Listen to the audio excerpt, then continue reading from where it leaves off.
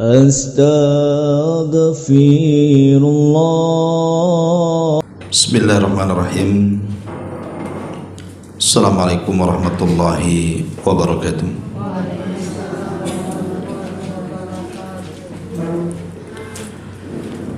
Alhamdulillah wassalatu wassalamu ala rasulillah wa ala alihi wa sahbihi wa mawalah. Wa la hawla wa la quwwata illa billahi wa ba'du. Alhamdulillah, di siang hari ini kita bisa duduk kembali di Saung Sunda Sawargi. Salawat dan juga salam kita hadiahkan kepada Rasul kita Nabi besar Muhammad sallallahu alaihi wa alihi wasallam. Pembahasan di siang hari ini berhubung kita masuk sekarang di hari ke-18 kalau tidak salah.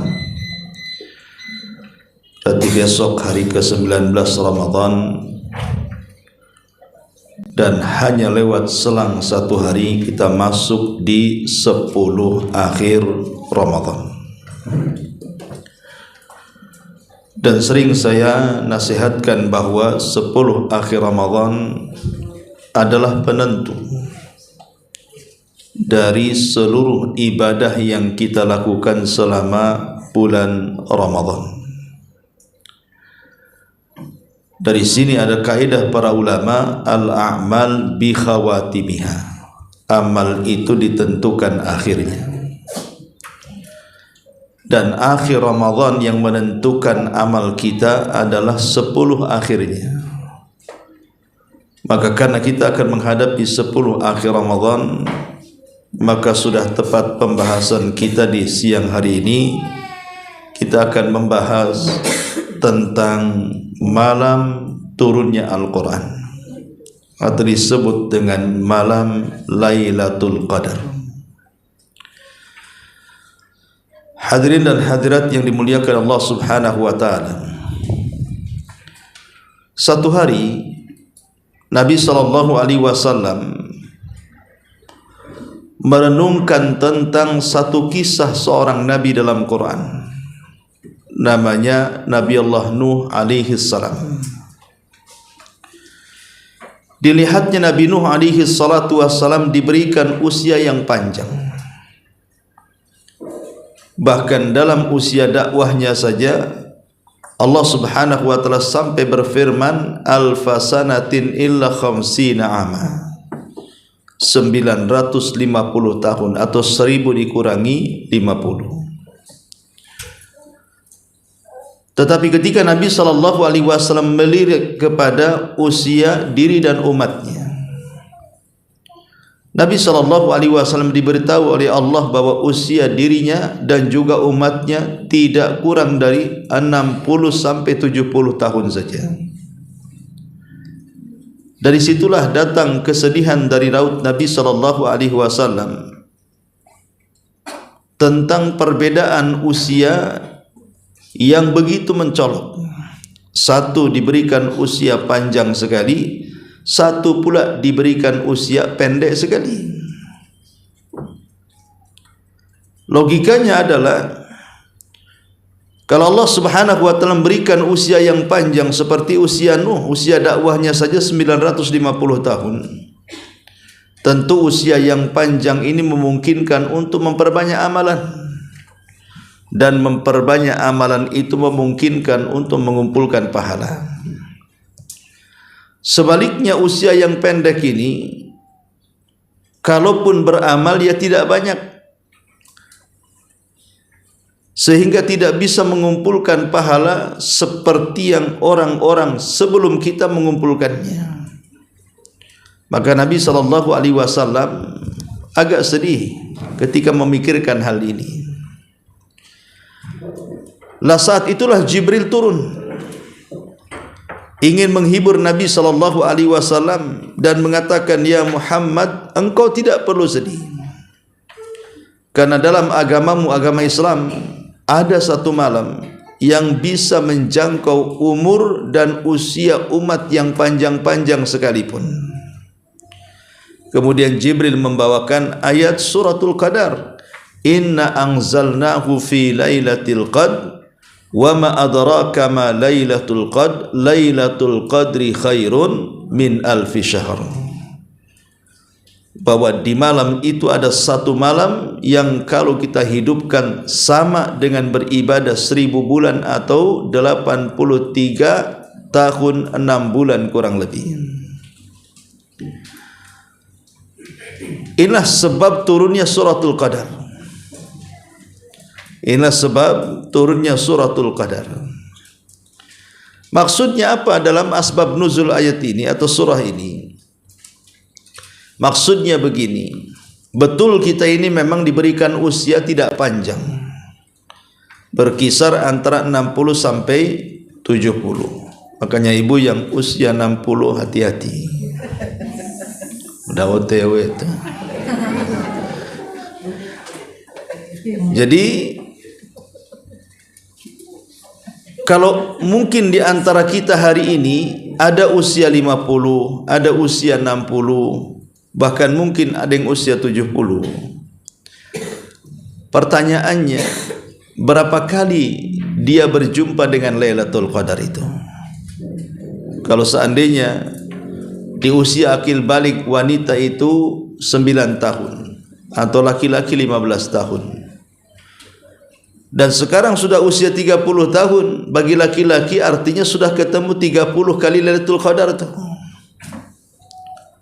atau 15 kali Lailatul Qadar ya. Kalau seandainya usia 30 dari 15 akil balik. Lah 15 kali berjumpa dengan Lailatul Qadar itu, kalau seandainya kita kalikan, sekali berjumpa dengan Lailatul Qadar 1000 bulan. Kali saja 1000 bulan kali 15 kali. Maka seolah-olah usia kita menjangkau usia umat sebelum kita. Itulah bentuk rahmat dan juga karunia Allah Subhanahu wa taala yang Allah berikan kepada kita. Allah kasihan dengan kita, di mana Allah memberikan amalan-amalan ringan tapi memiliki pahala besar seperti malam Lailatul Qadar. Baik masyarul muslimin wal muslimat rahimakumullah. Masalahnya malam Lailatul Qadar itu tidak diberitahu kapan tanggalnya, tapi justru dirahasiakan kapan kejadiannya. Sebenarnya di zaman Nabi SAW itu Rasul sudah diberitahu Allah sebenarnya tentang tanggal Lailatul Qadar itu. Dan saking bahagianya Nabi SAW bergegas keluar rumah ingin memberitahu tentang kapan tanggal malam Lailatul Qadar kepada para sahabatnya. Sayang di tengah jalan dihentikan dengan 2 orang yang bertengkar, yang suaranya meninggi sehingga melebihi suara nabinya. Maka Nabi SAW berusaha melerai orang yang bertengkar ini. Akhirnya selepas selesai melerai orang yang bertengkar, Rasul lupa bahwa dia akan menyampaikan tanggal itu, dan Allah lupakan tentang tanggal itu. Maka sejak itulah Rasul SAW tidak pernah menyampaikan tanggalnya, karena Allah buat lupa dia. Penyebabnya karena ada seseorang yang mengangkat suaranya di atas suara nabinya, maka hilanglah keberkahan malam itu dengan dilupakan tanggalnya. Maka sejak peristiwa itu tidak ada yang tahu tanggal Lailatul Qadar sampai hari ini. Makanya para ulama mengatakan Lailatul Qadar itu adalah malam yang disembunyikan tanggalnya. Pertanyaannya, kenapa disembunyikan? Apa hikmahnya? Satu, kenapa Lailatul Qadar disembunyikan? Supaya para pencarinya ada ziyadatul ijtihad, kesungguhan dalam mencarinya, ada tambahan kesungguhan. Sebab kalau seandainya Lailatul Qadar itu ditentukan tanggalnya, oke 21, Saya kira satu dunia akan sibuk di tanggal 21. Nanti habis tanggal 22 dan seterusnya lemes tuh. Ngapain gak ke masjid? Nggak apa-apalah, anak kan dapat Lailatul Qadar kemarin. Itu kalau diketahui Lailatul Qadar. Jadi malam setelahnya pasti membuat orang malas.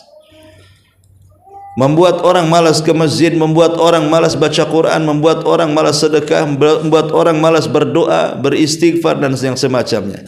Karena sudah melewati Lailatul Qadar.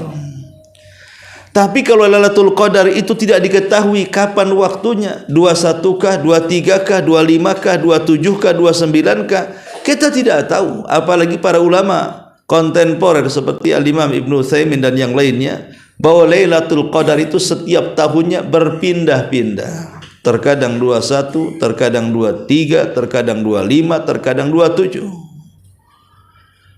Lah karena tidak tahu tanggalnya dan berpindah-pindah waktunya, hikmahnya ziyadatul ijtihad. Yang pertama, ada penambahan kesungguhan untuk mencarinya. Ini yang pertama. Yang kedua, tamyizul jadina wa ghairal jadin. Membedakan orang yang sungguh-sungguh mencari dan orang yang tidak sungguh-sungguh mencari. Jadi dengan disamarkan tanggal Lailatul Qadar itu, nanti nampak tuh siapa yang betul-betul memburu Lailatul Qadar, siapa yang sama sekali tidak peduli dengan Lailatul Qadar. Dan itu kita saksikan kan gitu ya. Di masyarakat kita ini manusia terbelah menjadi dua. Ada yang betul-betul dia mencari betul Lailatul Qadar itu. 10 akhir Ramadan tidak tidur, terus ngaji, ibadah, berdoa, macam-macam ya. Tapi ada yang enggak peduli. Justru malah terbalik, akhir Ramadan itu lebih malas dibandingkan awalnya. Awalnya, wow, kalau ke masjid sopnya pertama. 10 akhir Ramadan, kalau di sop terakhir masih mendingan, udah nggak ada di masjid. Kenapa? Karena sudah disibukkan dengan perkara-perkara menjelang Idul Fitri. Sibuk THR, macam kan gitu ya. Sibuk kue, sibuk toples, gitu. Sibuk ke pasar, ngadon, macam-macam lah, ganti gorden ya. Intinya bahwa 10 akhir Ramadan itu banyak orang yang kemudian terpikirkan itu bukan bagaimana caranya mendapatkan Lailatul Qadar, tapi jadi Lailatul Qadar itu. Cuman itu Qadar ya, mikir lebaran ya. Lah hal-hal yang seperti ini terjadi di masyarakat. Maka dengan tersembunyi nampak akhirnya kan mana yang betul-betul cari Lailatul Qadar, mana yang tidak. Ini yang kedua. Kemudian yang ketiga, tahaqquk al-musara'ah li tahqiqil ghayah. Bahwa dengan disembunyikannya Lailatul Qadar itu, nampaklah di antara kita al-musara'ah, berlomba-lomba mencari Lailatul Qadar. Karena disembunyikan, ya kita harus berlomba-lomba. Makanya kita lihat orang-orang para pemburu Lailatul Qadar itu macam-macam ya. Kalau kita melihat di masjid-masjid yang sedang i'tikaf itu,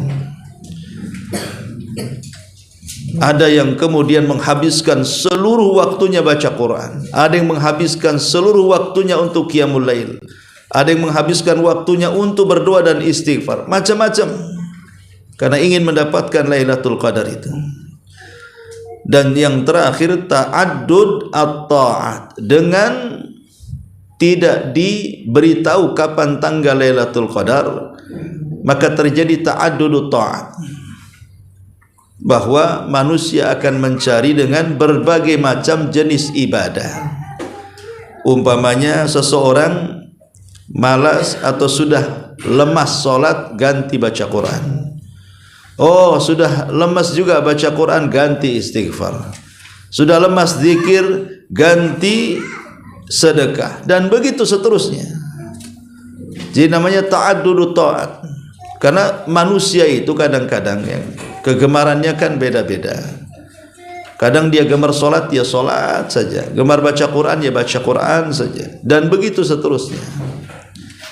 Maka di malam itu karena Lailatul Qadar disembunyikan, maka kita bisa kemudian melakukan banyak ibadah di malam itu, supaya bagian-bagian ibadah itu ada yang dilakukan di malam Lailatul Qadar. Yang sering saya katakan, umpamanya ada bagian sedekahnya, ada bagian solatnya, ada bagian zikirnya, ada bagian istighfarnya, dan begitu seterusnya. Intinya bahwa disembunyikan Lailatul Qadar, ulama sampai menyamakan dengan mustajab doa di hari Jumat. Kan orang yang berdoa itu di hari Jumat, ada satu waktu di hari Jumat itu kalau kita berdoa pasti mustajab. Masalahnya waktunya tidak diberitahu kapan. Lah Lailatul Qadar juga sama. Sehingga akhirnya terjadi polemik, perselisihan. Ada yang mengatakan istijabah doanya di hari Jumat itu adalah setelah subuh. Ada yang mengatakan di antara dua khutbah. Ada yang mengatakan setelah asar sampai tenggelam matahari. Tidak pasti. Ya, tapi kalau kita ingin berdoa dari pagi sampai sore, dipastikan bertepatan dengan salah satu waktu yang mustajab. Lah Lailatul Qadar juga sama. Kalau kita hidupkan 10 akhir Ramadan, pasti di 10 akhir Ramadan itu bertepatan dengan Lailatul Qadar.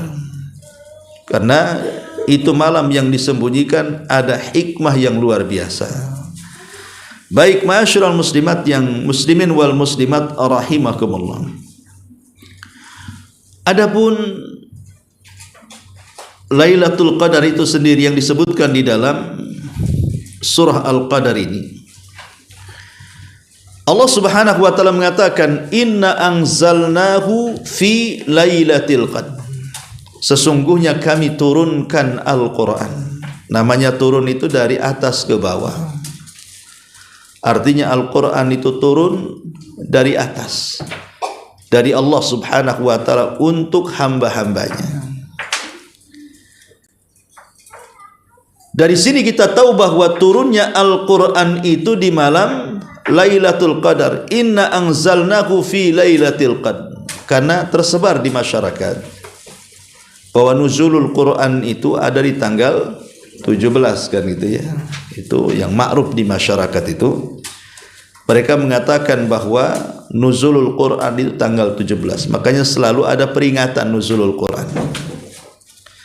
Sementara di dalam surah Al-Qadar itu bahwa nuzulul Quran itu terjadi di malam Lailatul Qadar. Pertanyaannya, apakah Lailatul Qadar itu tanggal 17? Maka tentu ini terbantahkan dengan hadis Nabi. Karena Nabi SAW mengatakan, taharrau Lailatul Qadri fi ashril awakhir min Ramadan. Carilah Lailatul Qadar di 10 akhir Ramadan. Tanggal 17 bukan di akhir tapi di pertengahan, ya. Berarti dari sini kita tahu bahwa penentuan tanggal 17 Ramadan yang dijadikan hari nuzulul Quran itu kurang tepat. Karena hari nuzulul Quran itu harusnya di malam Lailatul Qadar. Lah sementara malam itu sendiri tidak ada yang tahu tanggalnya. Ada memang yang bersikeras bahwa Lailatul Qadar itu ada di tanggal 17. Ada yang berpendapat seperti pendapat Ibnu Abbas radhiyallahu anhuma, Lailatul Qadar itu jatuh di tanggal 17. Jatuh di tanggal 27. Alasannya di tanggal 27 karena surah Al-Qadar yang kita baca ini itu ada dua pendalilan.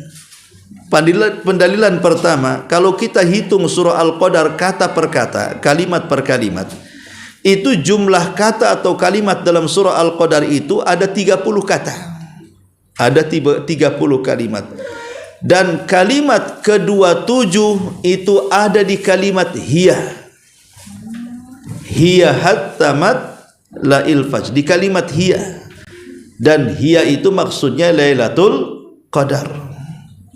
Sehingga karena kalimat hiya itu jatuh di kalimat 27, maka Ibnu Abbas radhiyallahu anhu menentukan bahwa Lailatul Qadar itu terjadi di tanggal 27 Ramadan. Pendalilan yang kedua dari surah Al-Qadar itu karena penyebutan kalimat Lailatul Qadar 3 kali. Inna anzalnahu fi Lailatul Qadr 1. Wa ma adraka ma Lailatul Qadr 2. Lailatul Qadri khairun min alfi syahr 3. Berarti ada penyebutan Lailatul Qadar 3 kali. Bagaimana cara pendalilannya? Lailatul Qadar itu kalau dihitung hurufnya ada 9. Lam, ya, lam, ta, marbuto, alif, lam, qad, dal, ra itu Lailatul Qadri itu ada 9 hurufnya. Sementara 9 huruf ini tersebut 3 kali Lailatul Qadar, berarti 9 kali 3. Berapa 9 kali 3? 27. Ya. Itulah yang menjadikan Ibnu Abbas radhiyallahu anhuma menjadikan surah Al-Qadar itu sebagai penentu bahwa Lailatul Qadar itu ada di tanggal 27 Ramadan. Dengan pendalilan tadi hitungan kalimat dan hitungan huruf pada kalimat Lailatul Qadar. Tapi ini juga dibantah para ulama. Kenapa demikian? Karena banyak riwayat yang menunjukkan bahwa di zaman Rasul pernah terjadi Lailatul Qadar itu di tanggal 23, di tanggal 25, bahkan di tanggal 29. Sehingga tidak bisa dipastikan tanggal yang mana yang merupakan Lailatul Qadar di 10 akhir Ramadan. Dan Allah sembunyikan. Ya. Akan tetapi walaupun demikian, Nabi SAW dan juga para ulama menjelaskan bahwa malam Lailatul Qadar itu memiliki tanda-tanda, memiliki alamat. Ya. Contoh alamat yang kembali kepada orang yang akan mendapatkannya, ada semacam ziyadatul iman, penambahan iman. Kok malam ini kok rajin kali, semangat kali ibadahnya, tidak futur dalam baca Quran, tidak lemas, ya, walaupun tidak minum kerat tindeng. Artinya memang ada ziyadatul iman, imannya tambah gitu ya, semangat ibadah entah apa gitu ya, Allah berikan taufik. Itu tanda-tanda yang kepada diri kita. Kalau tanda-tanda dan cuaca alam memang macam-macam. Ada yang mengatakan ada ziyadatun nur, tambahan cahaya, dan itu bisa disaksikan khususnya bagi orang yang tinggal di gurun atau yang sedang nelayan, yang tidak ada penerangan listrik, yang tidak ada penerangan obor. Mereka akan merasakan nampaknya lebih terang daripada malam-malam sebelumnya.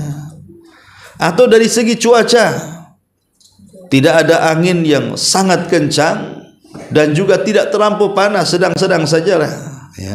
Dan yang lebih pas malam Lailatul Qadar itu, kalau malamnya Lailatul Qadar, paginya matahari saat dipandang itu tidak silau. Jadi paginya matahari itu agak redup. Alasannya apa? Karena malaikat pada turun dan malaikat itu tercipta dari cahaya sehingga menutupi cahaya matahari, sehingga melihat matahari itu mata tidak sakit. Berarti kalau ibu pengen tahu malamnya Lailatul Qadar, cobalah paginya tengok matahari. Maksudnya apa? Tongkrongi matahari, kemudian matanya digedein, lihat matahari, silau enggak gitu ya? Oh silau Ustaz, berarti semalam bukan Lailatul Qadar itu. Oh tak silau Ustaz, nampaknya teduh, mungkin semalam Lailatul Qadar, tapi jangan pakai kacamata hitam, nanti disangka Lailatul Qadar. Artinya bahwa ada alamat-alamat tertentu, walaupun ini tidak pasti alamat-alamat seperti ini, karena di zaman Rasul pun Lailatul Qadar itu pernah terjadi dalam kondisi hujan. Jadi paginya itu nampak ada genangan-genangan hujan, sementara malamnya Lailatul Qadar. Artinya Lailatul Qadar tidak mesti terang, bisa juga hujan gitu maksudnya. Makanya dari sini kata para ulama, karena ciri-ciri itu terkadang kebalikannya, maka jangan mencari Lailatul Qadar dengan menyibukkan memperhatikan tanda dan alamat. Tidak akan dapat Lailatul Qadar. Kata Ustaz, Lailatul Qadar terang, ditongkrongilah langit itu terang ke hari ini sampai malam. nggak baca Quran, nengok langit saja. Itu. Karena kata Ustaz terang gitu ya. Padahal kan walaupun gelap, dunia ini udah banyak listrik. Ya. Kalau zaman dulu ya lah nggak ada lampu terang gitu ya, sehingga bisa membedakan mana tambahan cahaya mana tidak. Sekarang nggak bisa, gerhana saja kita tidak bisa membedakan sekarang ini karena memang sudah terang dengan lampu-lampu jalan dan begitu seterusnya. Intinya bahwa jangan mencari Lailatul Qadar dengan menyibukkan mencari alamat-alamatnya. Apalagi merasakan cuaca-cuaca, katanya tidak panas, tidak dingin, kok aku haredang ya. Ya mungkin belum mandi dia. Ya. Kok aku demam? Iyalah lagi sakit. Jadi tidak bisa kemudian mencari sekali lagi. Sudahlah, kalau kita ingin mendapatkan Lailatul Qadar itu hidupkan saja 10 malam. Enggak perlu cari tanda-tanda dan alamat itu, enggak akan dapat. Yang penting setat tanggal 20 Ramadan, nanti satu hari lagi setelah hari ini dan besok, maka mulailah kita ijtihad dalam mencari Lailatul Qadar. Makanya Aisyah radhiyallahu anha menceritakan bagaimana kesungguhan Nabi SAW apabila masuk 10 akhir Ramadan. Apa kata Aisyah? Kana Nabi SAW idza dakhala al-ashra shadda mizarahu wa ayqadha ahlahu. Nabi itu kalau masuk di 10 akhir Ramadan, apa yang dilakukan Nabi? Beliau kencangkan sarungnya dan beliau bangunkan keluarganya untuk beribadah. Maksud mengencangkan sarung adalah meninggalkan istri-istrinya, menjauh dari syahwat dan memfokuskan untuk ibadah kepada Allah Azza wa Jalla. Itu Nabi yang jelas-jelas sudah diampuni dosanya yang telah, yang sedang dan yang akan datang. Tetap saja di 10 akhir Ramadan Rasul tidak mau bersentuhan dengan istri-istrinya. Padahal istri Nabi 11, dia kencangkan sarungnya, tidak mau melakukan hubungan. Sementara kadang kita ini istri satu, bukan dikencangkan, dilonggar-longgarkan pula itu sarung ya. Artinya bahwa kadang-kadang kita ini tidak tahu ini malam Lailatul Qadar, ini tidak. Lah kalau Nabi sudah mencontohkan saja seperti itu, kenapa kita tidak mengikuti Nabi? Foto hanya 10 hari saja kok dalam setahun, tidak lama tuh. Lah dari sini penting kita memperhatikan malam Lailatul Qadar yang dicontohkan Nabi SAW dan juga para sahabatnya. Bagaimana mereka memburu Lailatul Qadar dengan i'tikaf dan menghabiskan waktu mereka untuk beribadah kepada Allah Azza wa Jalla. Baik, ma'asyiral muslimin wal muslimat rahimani wa rahimakumullah. Di dalam surah Al-Qadar, Allah Subhanahu wa taala menyebutkan beberapa keutamaan. Baik, pertama bahwa malam Lailatul Qadar itu yang disebutkan dalam surah Al-Qadar khairun min alfi syahrin. Satu malam yang kita peroleh itu lebih baik daripada 1000 bulan. Maksudnya satu malam yang kita peroleh dengan ibadah, dengan solat, dengan baca Quran, dengan sedekah, dengan istighfar, dengan zikir itu sama dan sebanding dengan ibadah 83 tahun kurang lebih. Jadi kalau seandainya Allah takdirkan di malam itu kita 1 jam baca Quran, dapatlah mungkin 5 lembar, setengah juz ya. Dan bertepatan dengan Lailatul Qadar, maka seolah-olah kita membaca 5 lembar setiap hari selama 83 tahun lamanya. Pertanyaannya, berapa pahala yang ia dapat? Toh 1 huruf saja 10 pahala. Kan 1 huruf 10 pahala baca Quran itu. Man qara'a harfan min kitabillah falahul hasanatu wal hasanatu bi asyri amsalihah. Siapa yang membaca 1 huruf dalam Al-Quran, dia mendapatkan 10 kali lipat pahala. Kalau 1 tongkrongan atau 1 duduk pamannya bisa 1 jam atau 2 jam bisa membaca 5 lembar. Berapa huruf itu dalam 5 lembar itu? Kali 83 tahun kita membaca 5 lembar setiap malam. Berarti dalam catatan amalan kita itu kita banyak membaca Quran. Itu kalau 1 jam saja kita baca Quran. Macam mana kalau 2 jam, 3 jam? Macam mana kalau sampai berjuz-juz yang kita baca? Berapa banyak lagi pahala yang kita akan simpan di catatan amal kita? Itu contoh baca Quran. Atau contoh malam itu kita gunakan untuk sedekah. Karena bagaimanapun sedekah di malam akhir Ramadan itu paling afdal. Aisyah radhiyallahu anha mengatakan, "Kana Nabi sallallahu alaihi wasallam ajwadun nas wa ajwadu ma yakunu fi Ramadan hina yalqahu Jibril." Jadi Aisyah itu menceritakan Nabi itu paling dermawan. Sangat-sangat dermawan. Rasul itu kalau ada yang meminta, maka pantang untuk tidak diberi kalau dia punya.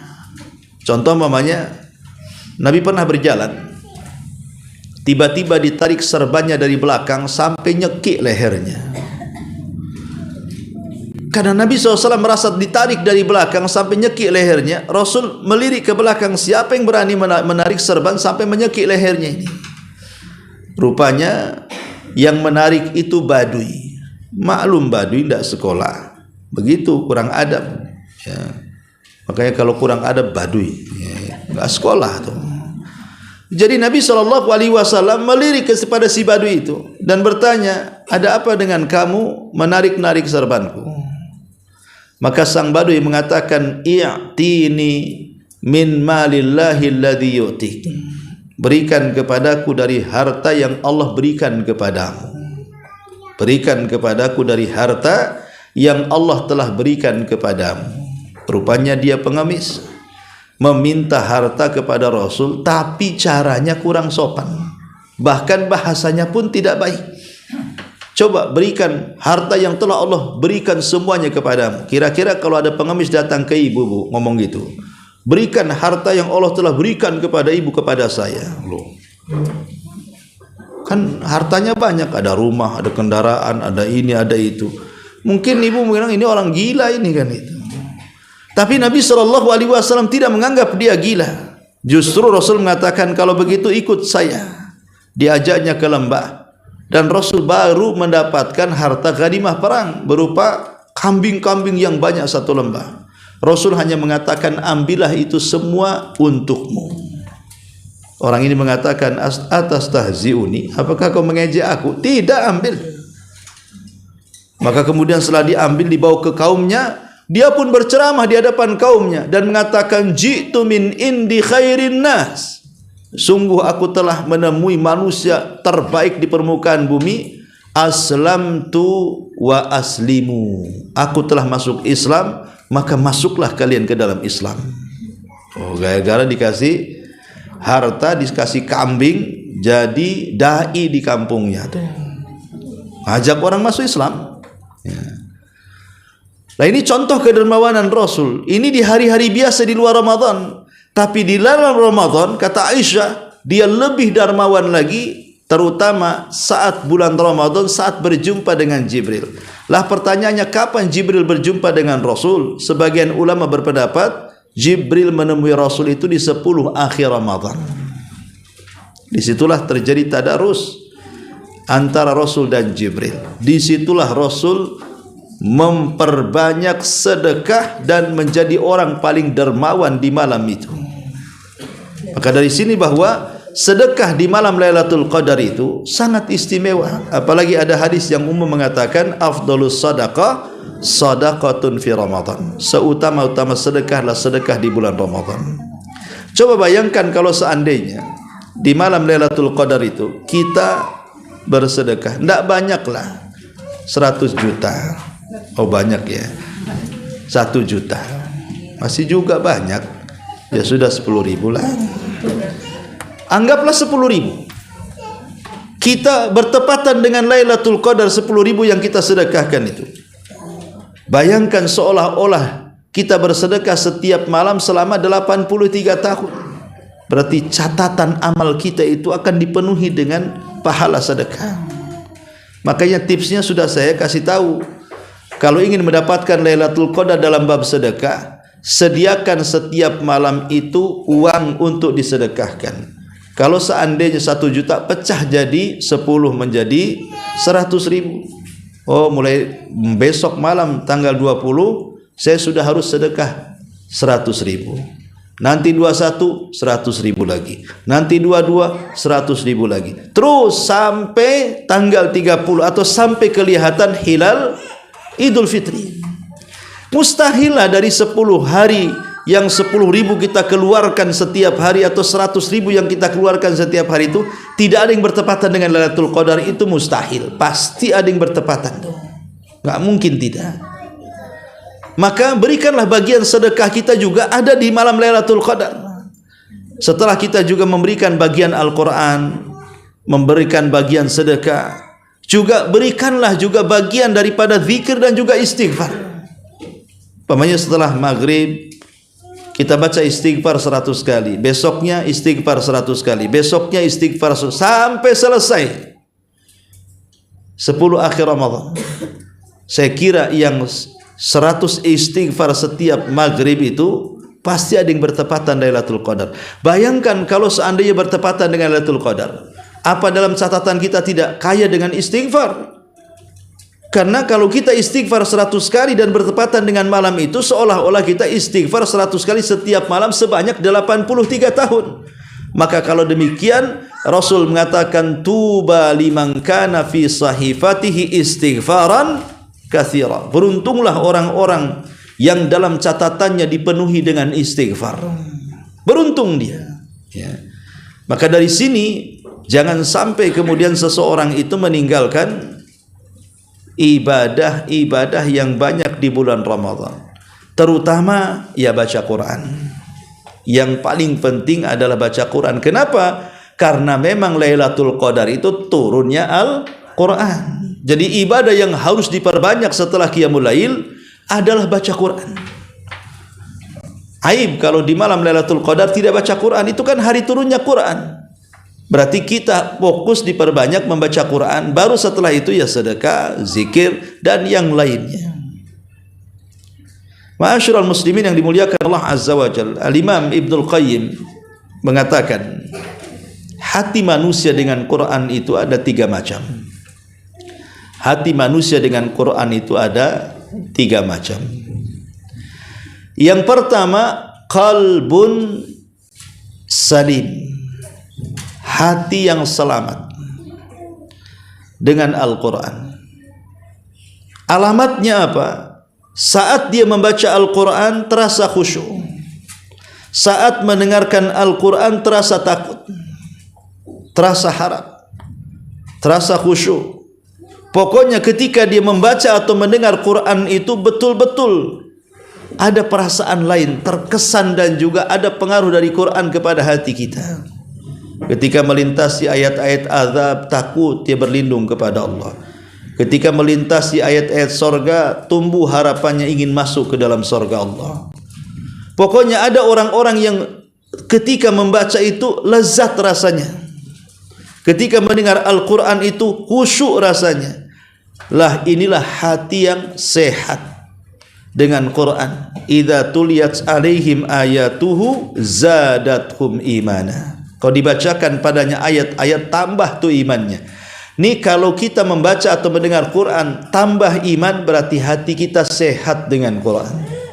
Sebagaimana perkataan Utsman, ya,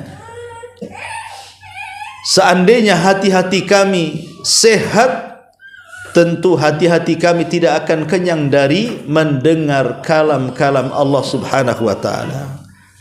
Lau anna qulubana, kalau seandainya hati-hati kami, kata Utsman ibn Affan itu sehat, tidak ada penyakitnya, masabiat min kalami rabbina, tentu hati-hati kami tidak akan kenyang untuk terus mendengarkan kalam Allah Subhanahu wa taala. Ini yang pertama. Yang kedua, ada namanya qalbun marid, hatinya sakit. Hati sakit ini kadang-kadang mendengarkan Quran ada pengaruhnya. Mungkin karena lagi banyak hutang dengan Quran gitu, sedih dia. Sedih, bukan sedih isi Qurannya, kenapa hutang tak lunas-lunas. Tapi ada pengaruhnya. Ada pengaruhnya, susah tidur. Udahlah dengan murotal, tidur dia. Yang tadinya dia dengar Quran, Quran yang dengar dia. Ya. Jadi ada orang yang baca Quran itu sekali-kali terpengaruh, sekali-kali tidak tuh. Sekali-kali terpengaruh. Memang lezat dengan Quran sampai ngantuk, sampai tidur, sampai takut, sampai pengen tobat rasanya. Tapi di waktu yang lain biasa-biasa aja. Mendengarkan Quran kayak mendengarkan musik, gak ada pengaruh sama sekali. Nih kalau sekali-kali berpengaruh, sekali-kali tidak, itu namanya qalbun marid namanya tuh. Itu hatinya sakit, itu perlu diobati itu. Tapi masih mending lah ada pengaruh Quran walaupun sekali-kali gitu ya. Tapi yang paling parah kata Imam Ibnul Qayyim itu adalah qalbun mayyit. Hatinya sudah jadi bangkai dengan Quran itu. Sudah tidak memegang mushaf, sudah tidak membaca mushaf, sudah tidak mentadaburi Quran, apalagi mengamalkan, ujung-ujungnya menginjak dan mengolok Quran. Itu hatinya orang kafir itu. Maka jangan seperti hati yang terakhir. Ketika nikah, maharnya seperangkat alat sholat, di situ udah Qurannya tuh. Masuk etalase sampai 40 tahun menikah, tidak pernah itu Quran dibuka dari etalase tuh. Nah, hal-hal yang seperti ini kan aneh, ini hati sakit nih. Kalau di malam Lailatul Qadar tidak menyentuh Quran, jangan-jangan sakit pula hati kita. Jangan-jangan mati pula hati kita. Ya. Maka jangan sampai di 10 akhir Ramadan kita tidak bisa membaca Quran. Makanya kata ulama yang lain, carilah hatimu di 3 tempat. Cari hatimu di 3 tempat. Pertama, saat mendengar Quran. Kalau saat mendengar Quran kita semangat, kita terpengaruh, berarti badan kita masih ada hatinya. Inilah di majelis-majelis ilmu. Kalau dia mengambil pelajaran di majelis-majelis ilmu, berarti masih punya hati itu. Dan yang ketiga, saat khalawat bersendirian. Kalau dia jaga ketaatan saat bersendirian, dia tidak bermaksiat, walaupun manusia tidak melihatnya, maka disitulah letak hatinya. Tapi kalau mendengar Quran gak peduli, tidak mau hadir di majelis ilmu, saat bersendirian bermaksiat kepada Allah Subhanahu wa taala, berarti orang itu tak punya hati, maka persis seperti bangkai yang berjalan, tidak ada hatinya. Ya. Maka ingat bahwa manusia dengan Quran itu adalah manusia yang memiliki hati sehat, supaya saat membaca dan mendengar terasa lezat. Nah, sekarang ini apakah kita model seperti itu atau model yang lainnya? Saya kira kalau model pertama tidaklah ya. Umumnya kita model yang kedua biasanya, yang kadang-kadang. Kadang-kadang ya sedih, kadang-kadang tidak. Kadang-kadang khusyuk, kadang-kadang malas. Itulah si kadang-kadang ini yang harus dibuang tuh. Ya. Maka cobalah hati kita dibersihkan supaya lebih mencintai lagi Al-Quranul Karim. Inna anzalnahu fi lailatul qadr. Wa ma adraka ma lailatul qadr. Lailatul qadri khairum min alfi syahrin.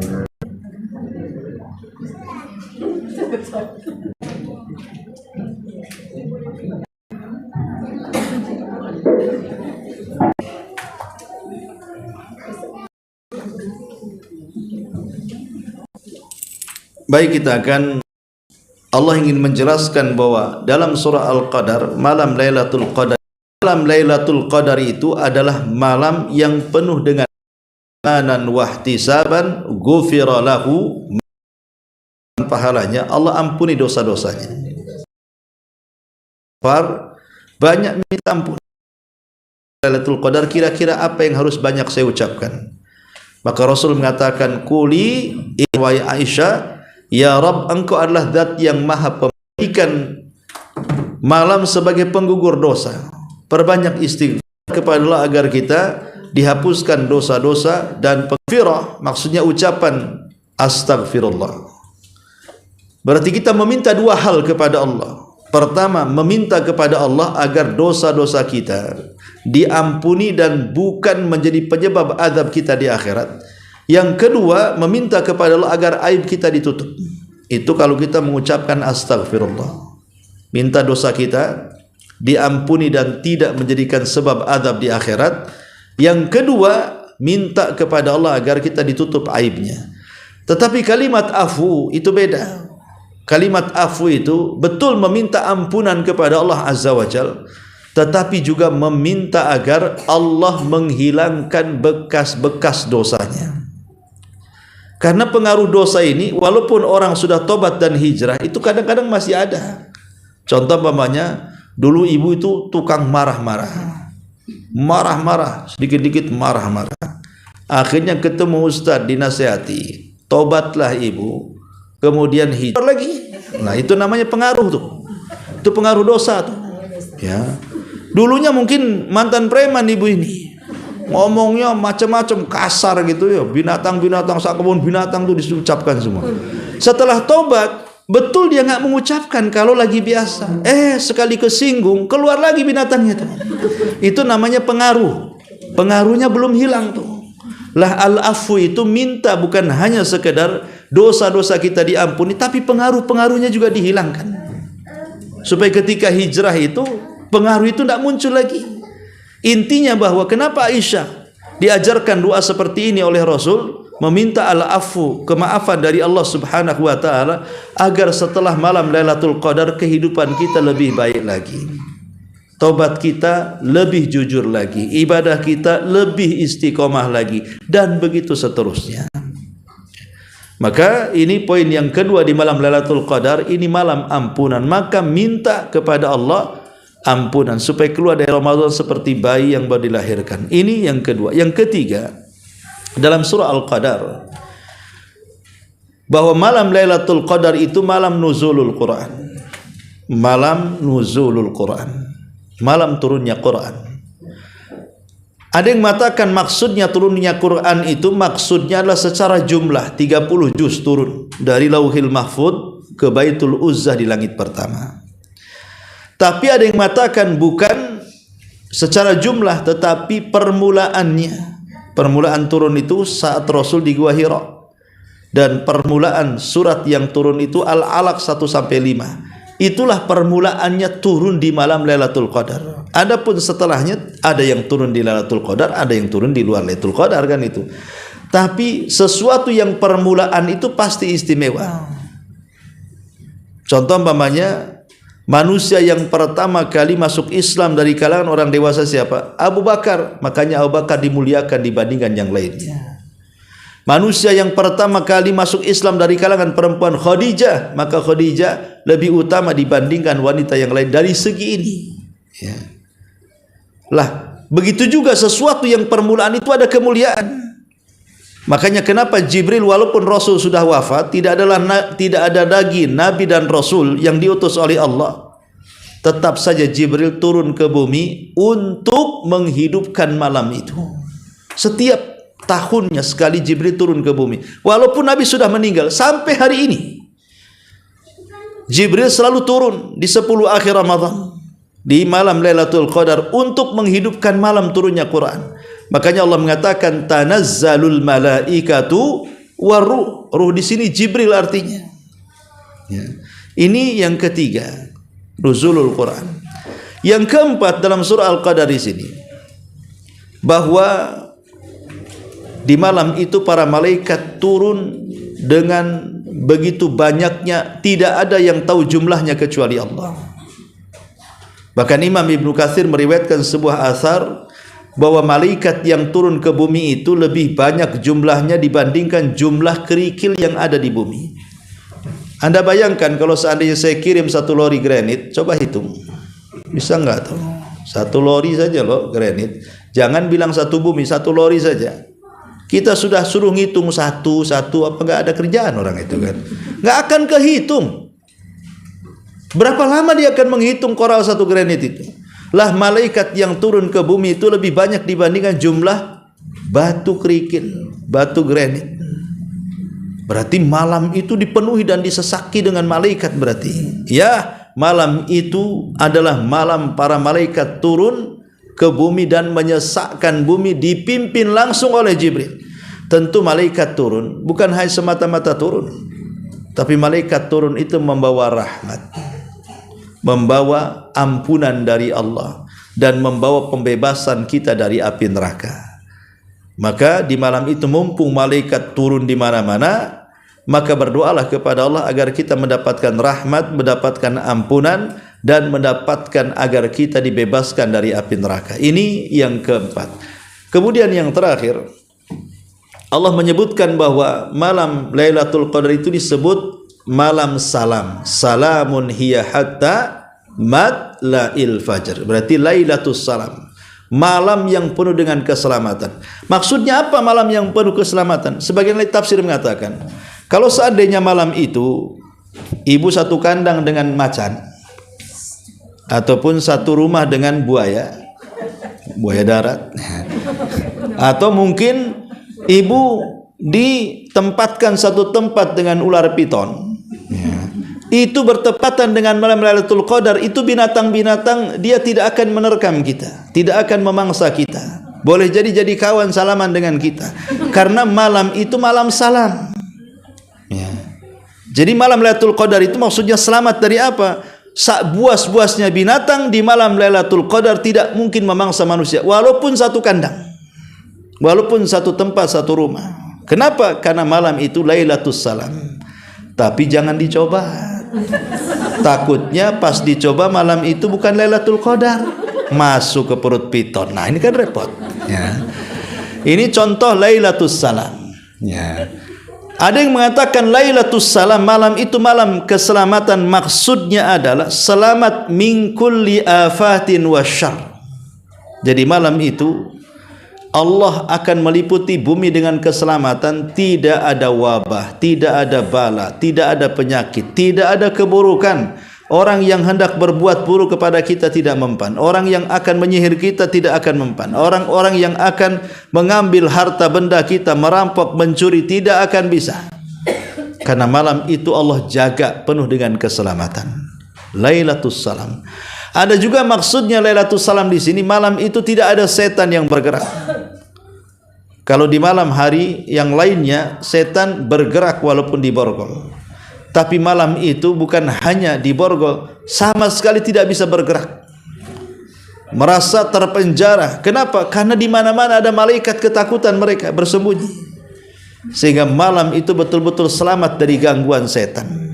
Makanya wajar kalau orang yang mendapatkan malam itu ada tambahan iman, karena setannya saja enggak bergerak. Macam mana akan menggoda kita?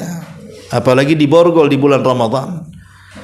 Ya, tapi masih juga walaupun tidak ada setan, ada orang-orang yang masih melakukan kemaksiatan di 10 akhir Ramadan. Berarti kan dia setannya. Karena setan ada dua ya, ada minal jinnati wan nas. Ada setan itu dari kalangan jin, ya di borgol, tapi ada juga setan itu dari kalangan manusia. Itulah yang lepas dari borgolan. Nah, itulah orang-orang yang kemudian tidak memuliakan Lailatul Qadar.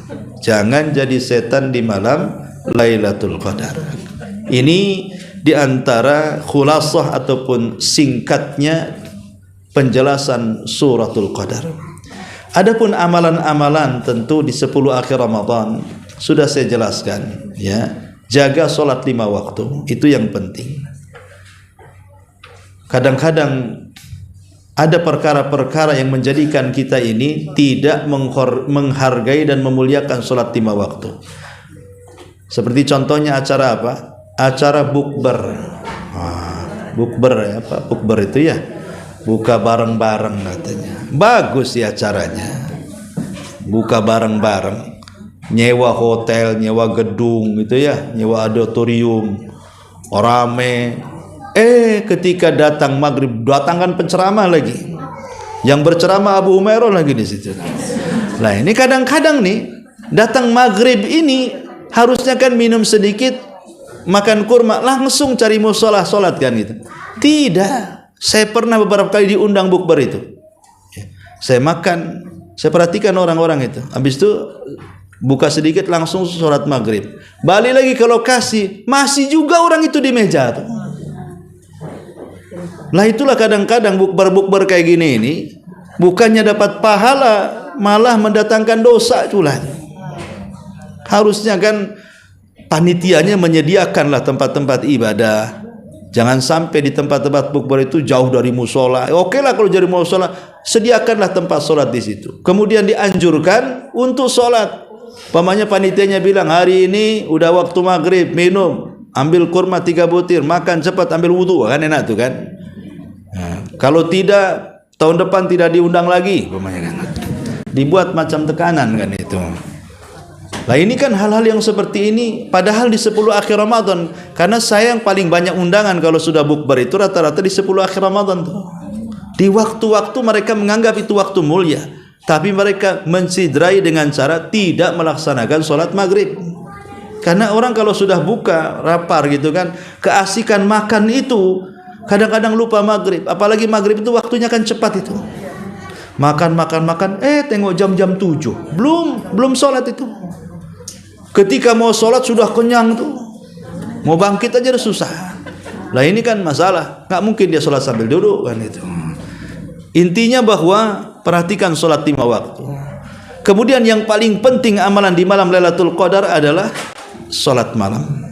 Maksudnya apa? Sholat tarawih dan juga tahajud. Karena hadisnya mengatakan man qama Ramadan. Siapa yang berdiri? Ada yang mengatakan berdiri di sini maksudnya sholat tarawih. Ada yang mengatakan tahajud. Ya, jadi gunakan malam itu memperbanyak tahajud. Salatul laili mathna. Salat malam itu 2 rakaat salam, 2 rakaat salam, tanpa dihitung berapa jumlahnya. Kemudian juga setelah itu baru baca Quran. Baca Quran setelah qiyamul lail, maka hal yang ketiga yang diperhatikan adalah membaca Quran. Baru setelah itu sedekah. Jangan sampai di malam Lailatul Qadar tidak bersedekah. Karena Rasul itu paling dermawan di saat 10 akhir Ramadan. Bahkan Imam atau Utsman ibn Affan disebutkan dalam kitab Al-Muwatta Imam Malik menganjurkan mengeluarkan zakat dan sedekah itu di 10 akhir Ramadan, di bulan Ramadan, karena itu waktu yang sangat istimewa. Dan pendapat Utsman juga dikuatkan oleh pendapat Imam Zuhri seorang tabi'in. Kalau memang kita ini ingin mengeluarkan zakat, jadikan haul dan nisab itu di 10 akhir Ramadan. Jadi yang punya emas dizakatkan, yang punya harta dizakatkan, dan begitu seterusnya ya. Baru setelah itu ibadah yang paling afdal di 10 akhir Ramadan itu i'tikaf. I'tikaf di mana? Kalau laki-laki ya di masjid. Ya, kalau perempuan kalau ada mahramnya ikut suaminya ke masjid. Kalau enggak ada di rumah saja. Ya. Jadi i'tikaf ini penting. Kalaupun seandainya kita tidak bisa seperti Rasul 10 hari berturut-turut siang malam dalam masjid, minimalnya i'tikaf itu ambil di malam hari. Karena kan Lailatul Qadar adanya di malam hari. Ya. Jangan i'tikaf di siang hari, di malam hari balik. Anda enggak dapat Lailatul Qadar ya. Jadi i'tikaf di malam hari, biar siang itu kalau memang malas atau kerja enggak apa-apa, enggak ke masjid. Tapi kalau di malam hari, di situ Lailatul Qadarnya. Malam hari i'tikaf. Jadilah kalaupun memang tidak semalam suntuk, ambillah setiap malamnya entah 2 jam, 3 jam nongkrong baca Quran gitu kan. Udah bosan pulang pamannya kan. Yang penting setiap malam dalam 10 hari itu adalah ibadah i'tikaf 2 jam, 3 jam itu. Supaya disitulah letaknya kita mendapatkan Lailatul Qadar. Karena Lailah itu kan menunjukkan zaman, bukan makan. Lailatul Qadar, lail itu artinya malam dan menunjukkan waktu, bukan tempat. Ya. Kalau Lailatul Qadar itu tempat, berarti di tempat-tempat tertentu saja dapat Lailatul Qadar. Di tempat lain tidak dapat Lailatul Qadar. Tapi Lailatul Qadar itu menunjukkan zaman, waktu, berarti di mana saja Lailatul Qadar itu ada. Di masjid, bisa di rumah, bisa di jalan. Berarti amal kebaikan dimanapun di permukaan bumi yang terjadi di malam itu dilipat gandakan 1000 bulan. Namanya udah sholat malam dan ngantuk gitu ya, kemudian sudah baca Quran lemas, adalah jalan-jalan ya, jalan-jalan ke mungkin ada kita kenal orang fakir, orang miskin, kita sedekah. Atau mungkin kalau sekarang kan sudah ada handphone nih, bisa transfer, ya kan? Bisa kemudian dikirim lewat aplikasi handphone, lebih mudah. Oh, udah malas, ya. Maka ibadah yang lain berzikir, oh sambil jalan juga bisa, istighfar sambil jalan juga bisa, kan itu. Intinya bahwa malam Lailatul Qadar itu waktu, bukan tempat. Karena dia adalah waktu, berarti di mana saja amal soleh kita kalau bertepatan dengan Lailatul Qadar itu akan dilipat gandakan 1000 bulan. Cuman kan ada yang mendapatkan 1 jam saja, ada yang mendapatkan 2 jam saja, ada yang mendapatkan 3 jam saja, ada yang mendapatkan 1 malam, ada yang mendapatkan separuh malam, tergantung kita di situ. Makanya Rasul mengatakan, faman hurima khairaha faqad hurim. Siapa yang diharamkan mendapatkan kebaikannya, maka selamanya dia tidak akan mendapatkan kebaikan. Ingat, Lailatul Qadar itu memiliki 3 makna. Pertama, qadar itu artinya kemuliaan, berarti malam itu penuh dengan kemuliaan.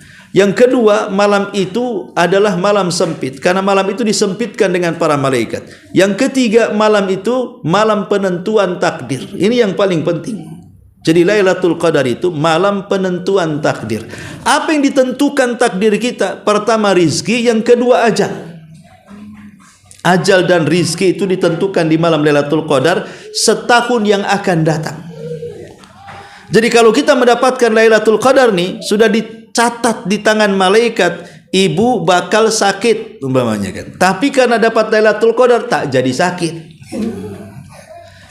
Oh, dicatat malaikat, ini tahun ini ibu meninggal, tapi karena mendapatkan Lailatul Qadar ditambah 1 hari lagi, tak jadi mati, atau sebulan lagi, atau setahun lagi, atau mungkin bertahun-tahun lagi.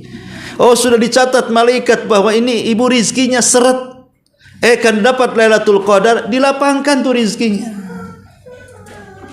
Umpamanya ibu punya anak, sudah dicatat malaikat tahun ini jomblo, karena mendapatkan Lailatul Qadar, habis Ramadan langsung kawin tuh. Ya. Contoh bahwa takdir setahun yang akan datang itu ditentukan di malam Lailatul Qadar. Makanya rugi, takdir 12 bulan ditentukan di 10 akhir Ramadan, tiba-tiba kita lewatkan begitu saja.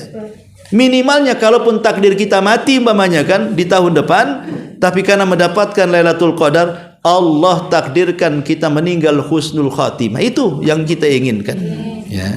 Intinya bahwa Lailatul Qadar itu malam yang sangat istimewa, jangan sia-siakan. Dan tinggal 1 hari lagi, besok 19, berarti sudah masuk di tanggal 20.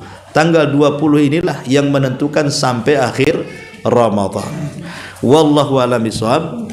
Ini yang bisa saya sampaikan. Sebelum saya tutup, silahkan kalau ada yang mau bertanya.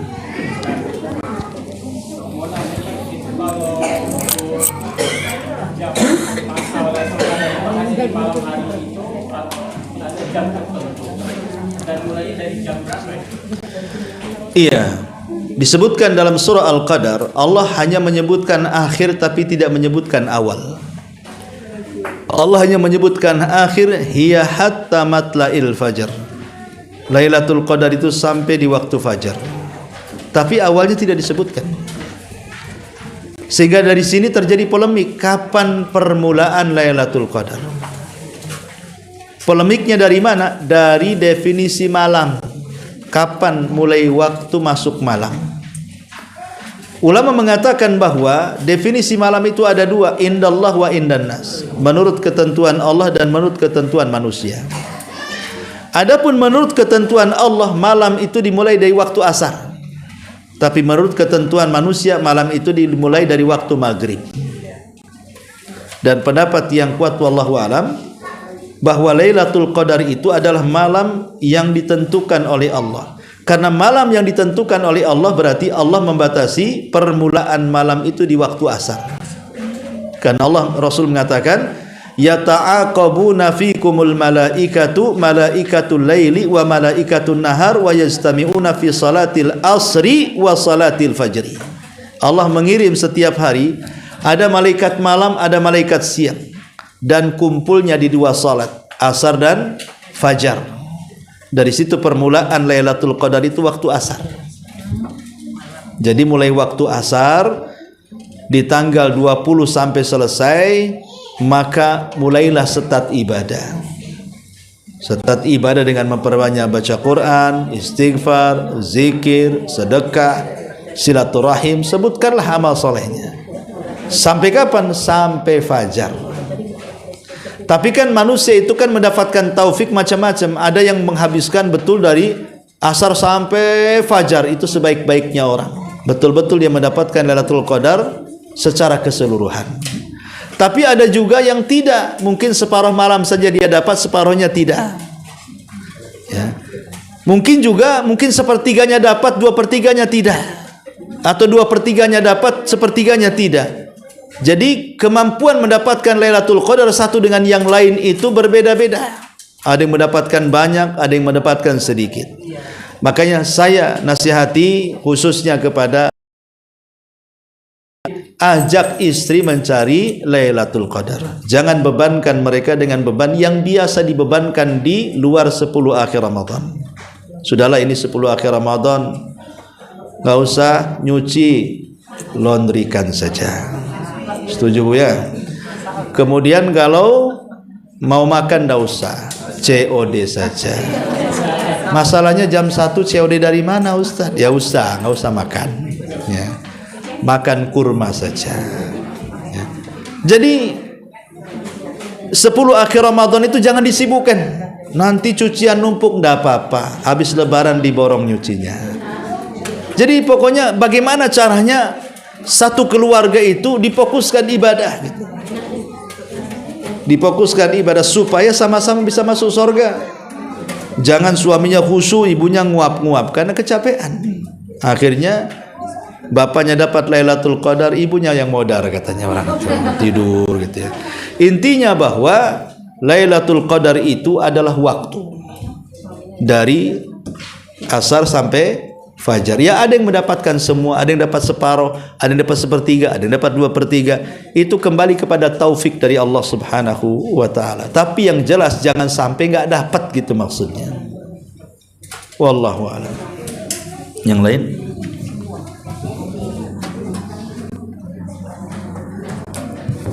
Baik, enggak ada, kita tutup. Subhanallah bihamdika, asyhadu an la ilaha illa anta astaghfiruka wa atubu ilaik. Allahu ta'ala alam. Assalamualaikum warahmatullahi wabarakatuh.